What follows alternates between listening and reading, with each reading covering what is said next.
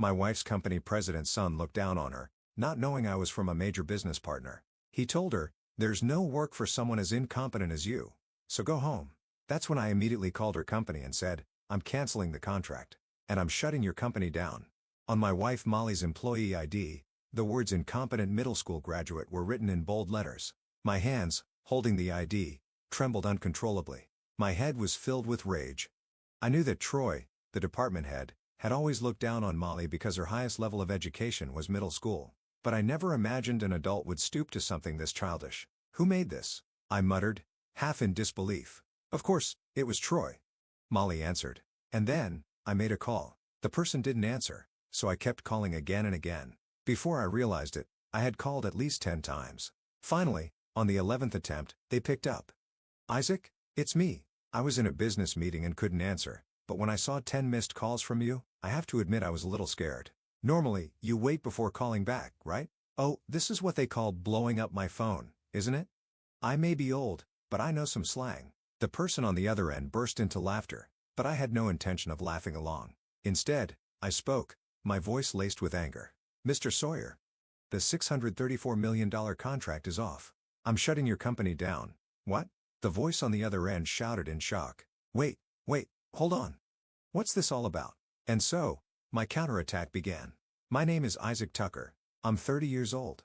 I've been married for 5 years and live with my wife, who's the same age as me. Her name is Molly, and we got married when we were both 25.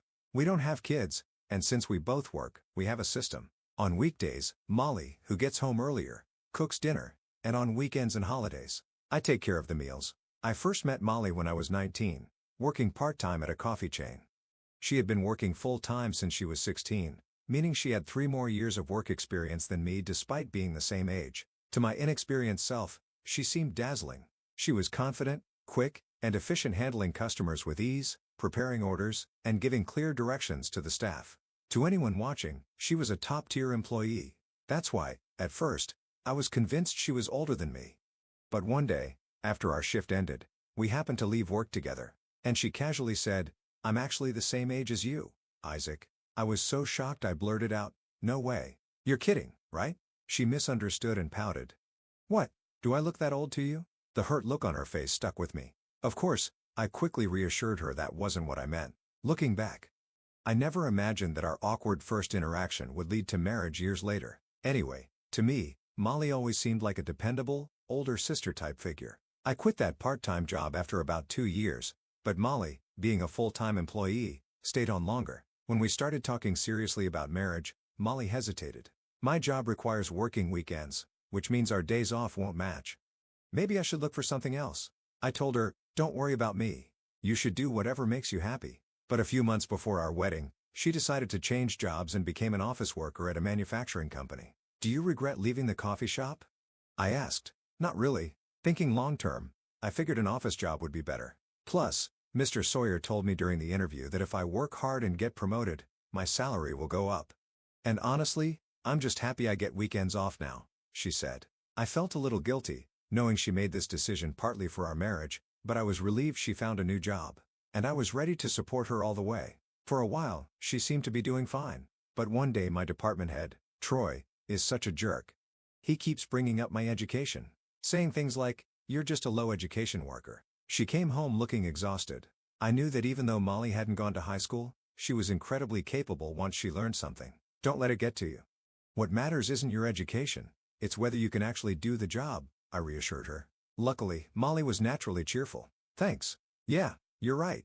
If I work hard and prove myself, they'll have to recognize me," she said, raising her fists in determination. I admired her positivity and dedication all over again. For a while, she didn't complain about work, but then, she came to me again. "Isaac, do you think I'm useless?" she asked, looking sad. So I was shocked. "Of course not. Who told you that?" "It was Troy," she admitted. I thought to myself, Troy again, feeling a surge of frustration. I despised him for speaking so poorly about my wife. But since I had never met the man myself, I decided to focus on the most important thing: lifting Molly's spirits right in front of me. "I know just how capable you are, Molly. It must be tough working under a department head like that. But there are people who will recognize your worth. Just keep believing in yourself and doing your job with confidence." I told her that. Molly clenched her fists and smiled. You're right. I always feel bad that you have to cheer me up, but thank you. I won't let it get to me. I'll do my best. Seeing her smile reassured me, but at the same time, my distrust toward Troy only grew stronger. As time passed, I noticed Molly looking increasingly exhausted. She used to be the one suggesting, "Hey, there's somewhere I want to go. Want to come with me?" And we'd often go sightseeing or shopping together. But lately, she had been shutting herself in her room, sighing heavily, or not even getting out of bed. Concerned, I suggested, "How about we go eat something delicious?" But she just murmured, "Yeah, but I don't feel like going out today." Eventually, spending weekends alone became my new routine. I told myself that everyone has times like this, that we didn't have to go out all the time. But seeing how her smiles had dwindled, I couldn't help but worry. I kept inviting her out every weekend until finally, she said, "Well, if you insist, maybe I should go out today." So we went shopping downtown. We browsed accessories and clothes in a boutique when suddenly, Molly's face darkened. "Isaac, let's get out of here." I followed her out of the store, but the moment we stepped outside, a man called out from behind us, "Well, if it isn't Molly, a middle school graduate shopping for new clothes? You should just stick to wearing secondhand junk for life." The words were sharp and cruel. Molly didn't say a word. She just stood there, her expression tense. I immediately had a hunch.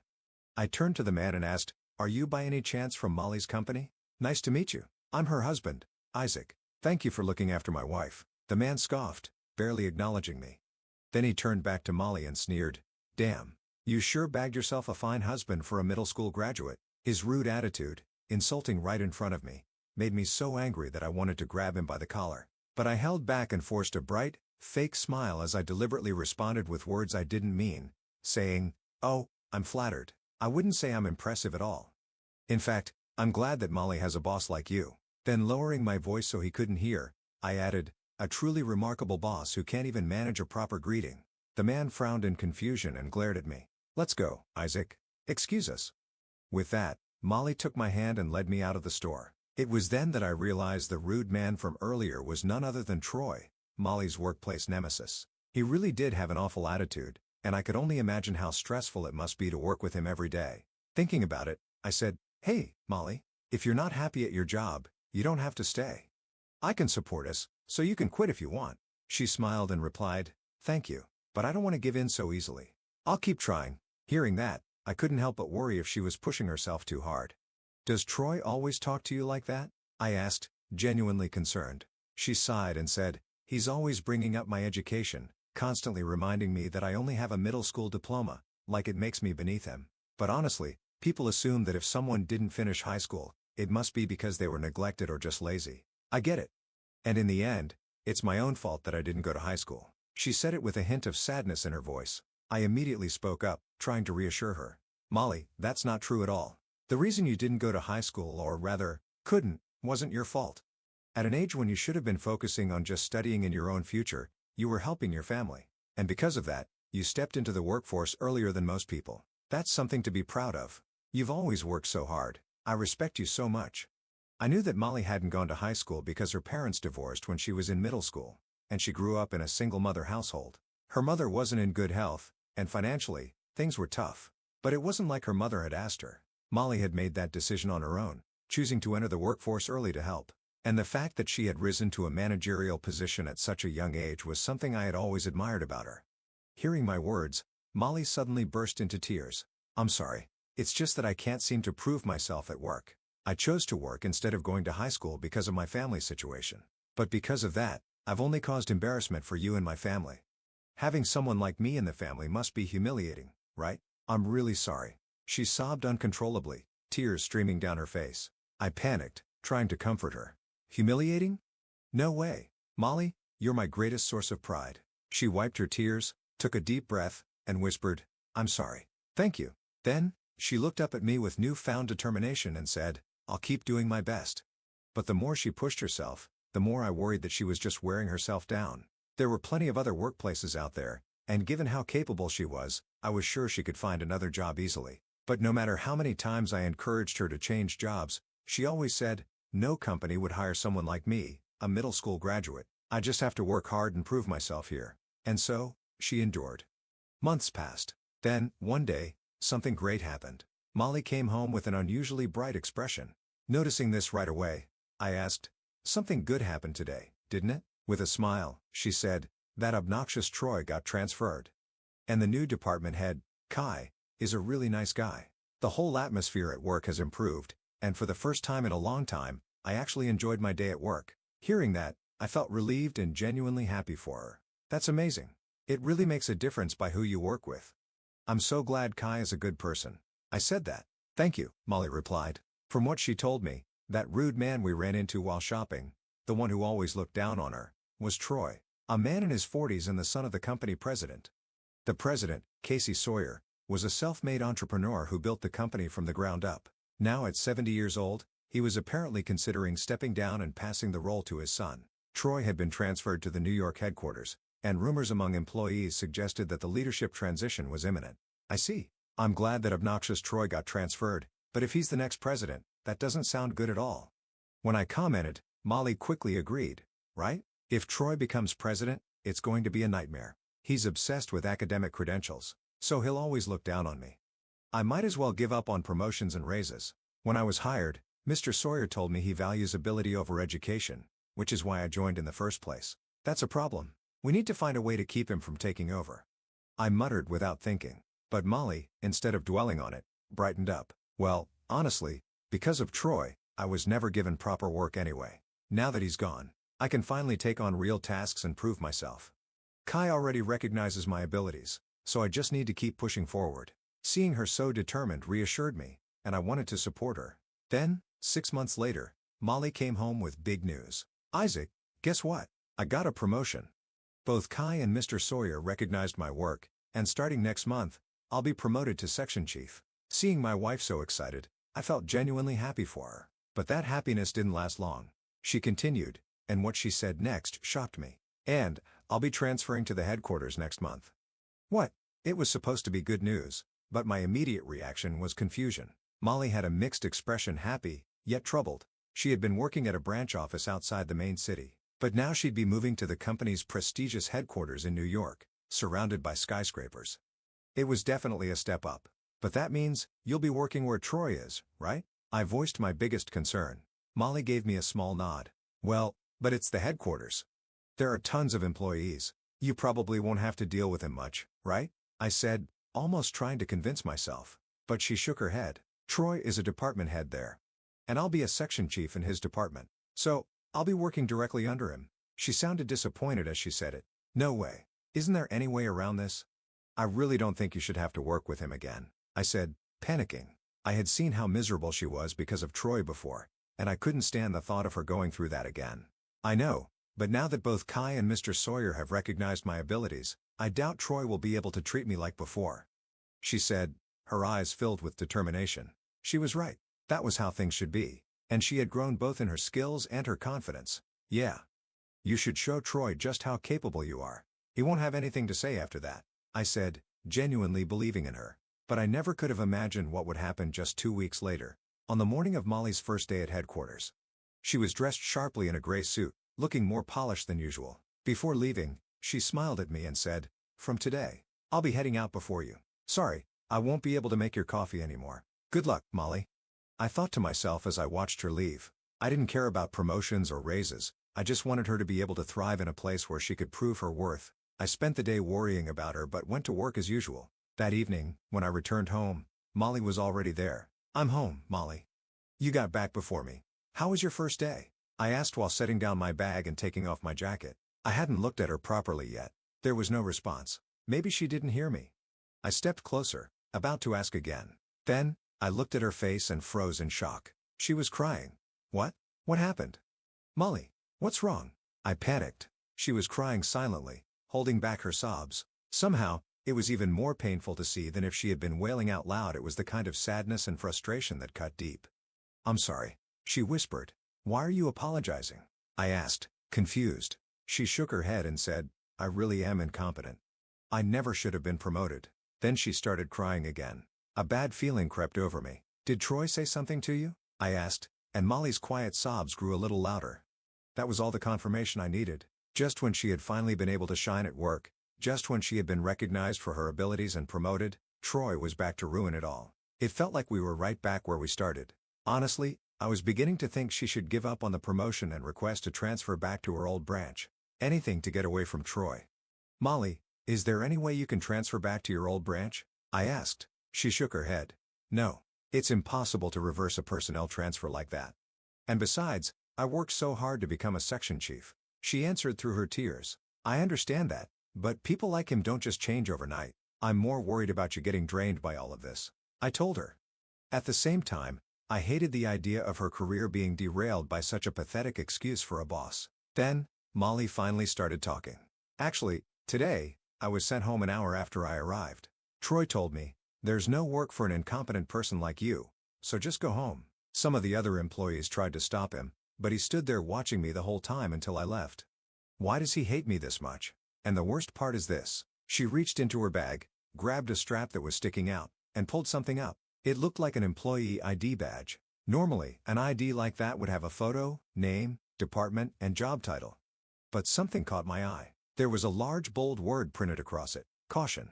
What the hell is this? I leaned in and took a closer look. Below Molly's name, written in bold, unmistakable letters, were the words, "Incompetent middle school graduate." My hands trembled as I held the badge. My head filled with rage. I couldn't believe that a workplace full of adults professionals could stoop to something this childish and disgusting. Who made this? Before I could even finish asking, Molly said, "Of course it was Troy." Of course it was. There was no one else in that office petty and cruel enough to pull something like this. Molly had earned her promotion fair and square. But Troy didn't even care to acknowledge her skills. He was still hung up on her education. Still using it to humiliate her. This wasn't just bullying. It was beyond pathetic. This is blatant workplace harassment. There's no way he's getting away with this, I said, and Molly nodded weakly. Yeah. But since he's Mr. Sawyer's son, no one dares to stand up to him. I understand the logic behind it. Society is like that. There are many unreasonable things that cannot be defied by blood or power. I bit my lip. Then a switch flipped in my head. If that's how it is, then I won't hold back. I don't care what you say, Molly. Troy crossed the line, and I'm going to make sure he pays for it. Molly looked at me, wide-eyed in surprise. The next moment, I pulled out my phone, scrolled through my contacts, and made a call. The phone rang and rang. No answer. I hung up and immediately called again. I kept calling over and over. By the time I realized it, I had already called 10 times. Finally, on the 11th call, the person on the other end picked up. Isaac? It's me. I was in the middle of a business meeting and couldn't answer. But when I saw 10 missed calls from you, I'll be honest, I was terrified. Normally, people wait a while before calling again. Ah, this is what they call blowing up my phone, isn't it? I may be old, but I still know some modern slang. The voice on the other end laughed heartily, completely unaware of my seething rage. I, on the other hand, was furious. Mr. Sawyer, the $634 million contract is off. Your company is finished. What? Wait a minute. What are you talking about? What's going on? He was clearly flustered, but I didn't stop. This isn't sudden. I've been holding back for a long time, but I've had enough. You allowed your son to insult and humiliate my wife. Sure, it was your son who did it, not you. But that doesn't mean you can wash your hands of this. The fact that you let someone like him run free makes you responsible. You made the mistake of pissing me off, so your company is going to take a $634 million hit. And let's be honest, it won't survive. This is the end for you. I let it all out, and I felt damn good about it. The person on the phone was none other than Mr. Sawyer, the president of the company where my wife, Molly, worked. And as for how I knew him, well, that was simple. I owned my own company, and not just any company, one of the largest business partners of Mr. Sawyer's firm. Recently, my company had started using parts manufactured by his company in our production line. It was a new business relationship, one that I had carefully orchestrated for this very moment. Ever since his disgrace of a son, Troy, started harassing my wife, I had been planning this exact scenario. My company started out small but worked hard to scale up. My company was small at the beginning, but I grew it steadily. And through direct negotiations with Mr. Sawyer, I intentionally made his company dependent on me by doing large-scale transactions. Mr. Sawyer also jumped on this large deal and became heavily dependent on the revenue from my company. And it seems that he also proceeded to invest in many new machines. Wait, your wife? Are you telling me, that woman with the same last name as you in my company, she's your wife? Mr. Sawyer yelled in shock. That's exactly right. I figured you might have noticed. But let me ask, if you had known, would you have stopped your son from humiliating her? Because I don't think this is about who she is at all. I think it's about basic human decency. And as expected, Mr. Sawyer had no idea what had happened today. Your son, Troy, gave my wife an ID badge that said incompetent middle school graduate on it. Then, within an hour of her first day at headquarters, he ordered her to go home, saying there was no work for someone as useless as her. That's a clear compliance violation. When I explained this, Mr. Sawyer said over the phone, "Oh my. No way. No way," and moaned repeatedly. "I deeply apologize. My son's behavior is completely unacceptable. Please, forgive me. Just please don't cancel the contract. We've already increased expenditures expecting the revenue from this deal. If you pull out now, my company will collapse." Mr. Sawyer was desperate. But frankly, I didn't give a damn. Troy had humiliated her, degraded her, and reduced her to tears. That was unforgivable. And letting it happen. Raising someone like that and planning to hand over a company to him made Mr. Sawyer just as guilty in my eyes. "I'll do anything. Anything. Just please don't destroy us. I beg you, Isaac. Please." Mr. Sawyer was pleading now, practically groveling. Then, Molly, who had been silent until then, interrupted, wondering if the caller had heard her voice. "Isaac, I want you to let that much go. Mr. Sawyer is not a bad person. It's Troy who is bad. God, my wife was too kind. I fell in love with her all over again in that moment. But I wasn't ready to let this go. I get it, Molly. But as a president myself, let me say this. A leader is responsible for everything their subordinates do. Maybe Mr. Sawyer is a good man, but that doesn't change the fact that this happened under his watch. That's just how it works." When I explained this to Molly, she fell silent as if thinking a bit. Then she said, "Isaac, thank you. If it weren't for Isaac's action, I would have been ruined by Troy's harassment. May I make a proposal to Mr. Sawyer?" she said in a strong tone. I couldn't refuse her when she said that, so I handed her the phone I was using while on a call with Mr. Sawyer. "Mr. Sawyer, this is Molly speaking. I apologize for involving my husband in this, but I had no other choice. The truth is your employees, including myself, feel powerless against your son. Because he is your heir, no one dares to